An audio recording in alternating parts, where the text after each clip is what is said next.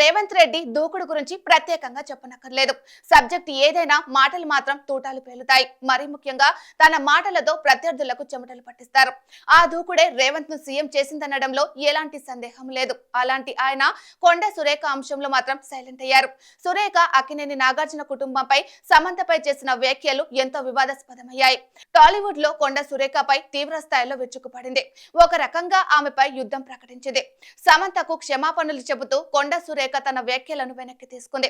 అయినప్పటికీ ఆమెపై సినీ రంగం నుంచి మాత్రం విమర్శలు ఆగడం లేదు.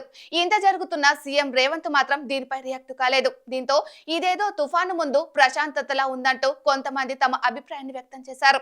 మరికొంతమంది మాత్రం సురేఖను కేబినెట్ నుంచి తప్పిస్తారని, అందుకు సంబంధించిన ఏర్పాట్లు జరుగుతున్నాయని చెప్పుకొచ్చారు. ఈ క్రమంలోనే సీఎం రేవంత్ రెడ్డి మంత్రి సురేఖకు షాక్ ఇచ్చారు.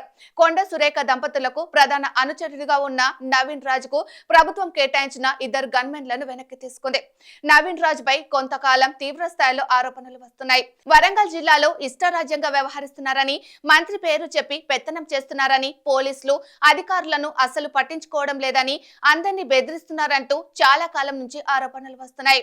దీంతో వరంగల్ పోలీసులు తాజాగా నవీన్ రాజ్ కు కేటాయించిన ఇద్దరు గన్మెన్లను విఆర్ కు అటాచ్ చేశారు. ఈ మేరకు వరంగల్ కమిషనర్ ఆదేశాలు జారీ చేశారు. గత కొంతకాలం నుంచి నవీన్ రాజ్ పై ఆరోపణలు వస్తున్నప్పటికీ ఇప్పటి వరకు స్పందించని ప్రభుత్వం, పోలీసులు ఇప్పుడు స్పందించి గన్మెన్లను తొలగించారంటే అందుకు కారణం తాజాగా మంత్రి సురేఖ చేసిన వ్యాఖ్యలే కారణమని కొంతమంది అంటున్నారు. తాజా పరిణామాలన్నిటిని గమనిస్తే త్వరలోనే సురేఖ మంత్రి పదవి పోవటం ఖాయంగా కనిపిస్తోంది.